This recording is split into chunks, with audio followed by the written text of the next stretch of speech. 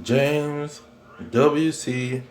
Pennington was a fugitive runaway slave, and he could read and he could write. He was a blacksmith, and he got caught 2 times before he finally uh, made it to Philadelphia, where he heard was a free state. And this individual wrote books and was a pastor in a church, Shiloh Presbyterian, I think, church, and he broke up and quit them um, due to them not wanting to get into social issues um, concerning his people. And so in 1841, he wrote a book about the origins of so-called colored people. And this book pretty much showed how he understood where he came from and where his peoples came from. And mind you, this is in the middle of chattel slavery, because in 1865 is when uh, the state took over the slavery. But in 1841 and 1830s, when he ran away, he had an owner. He said the owner was a mean uh, owner that would flog him and beat him uh, just for stupid things. And so first opportunity he got, he hit the road. So once he became an older man, because he ran away in his 20s, so he was about 40 years old, he started writing books and becoming a pastor and learning and doing research as an abolitionist about where his peoples come from. Where's the origin of my peoples? And so, knowing that he can read and write, it probably was a lot of information out there that they didn't feel that they needed to hide, that they could just supply the information, because most so-called slaves couldn't read and write. So let's look at this fugitive runaway uh, most wanted paper. Now his runaway reward was $200. He was 21 years of age. And let's see here. He was 5'5". They said very dark or black. Let's see. Excellent blacksmith and a carpenter. Let's see. And so they was trying to get him back, because he was living in Maryland. So they was trying to get him back to that slave master. But he never went back to that slave master. He was too smart for that. Now, he wrote a textbook of the origins and history of the colored people. And in this textbook, he made a wonderful statement to let you know what he knew at that time in 1841, almost at the climax of chattel slavery, being owned by one Edomite. Now, this is what he wrote in the book. He said, a stronger case still is to be found in the fact that the descendants of a colony of Jews originally from Judea to the coast of Africa are black.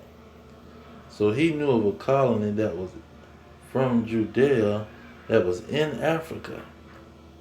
He knew some Jews that was in Africa. Some he had information that there was some Jews that was in Africa in 1830s, 40s during chattel slavery and during a time period where it was illegal for men to read and write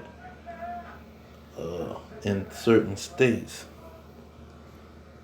And this James W.C. Pennington, he knew what was going on. And he had information that his peoples was different than them Africans. And people wrote books about James. They say the life of James W.C. Pennington, the fugitive slave who became one of the first black abolitionists. You see, he was one of the first individuals that was trying to help the so-called slaves out. And he was a pastor too. He dealt with religion. He dealt with the Bible. You see, so he understood at that time what was going on. I don't think this man was blind to the fact. Mind you, just 20 years before he came on the scene, Gabriel Prosser was just murdered and killed because he knew he was an Israelite. You see, so this is in a good period of time when he was on the scene being an abolitionist, that it was a man that just was put to death in the 1800s, 1790s, late 1790s, 1800s, James Salakia, Gabriel Prosser. He was just on the scene, and he had a $250,000 price on his head. So this individual came about 20 years later, about 1830,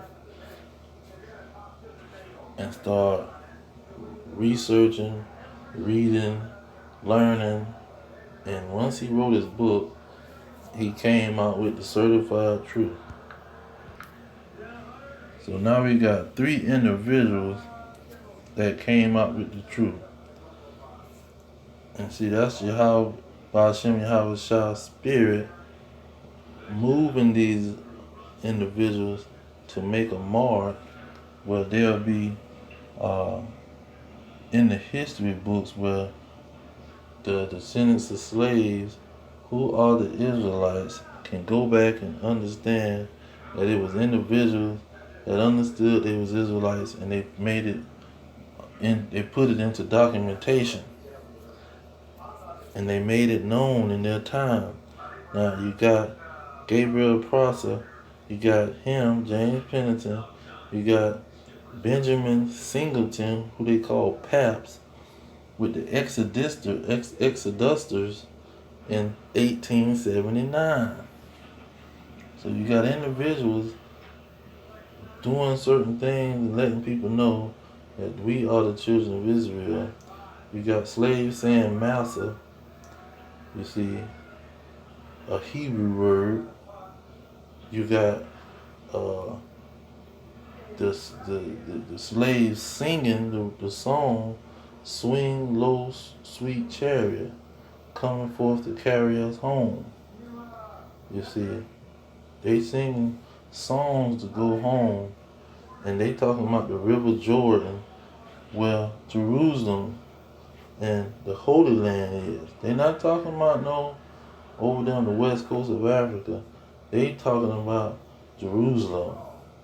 And so he's just another example showing on how without the Bible we can show how people understood that they were Israelites, and we don't know the information that prompted them to that understanding because we wasn't in that time. So I'm gonna leave it there. All praise to Yahweh, Hashem Yahweh Shai, Hashem Kakadash. Double honor to the elders pushing the truth. Peace to the elect worldwide. The kingdom is at hand. Shalom.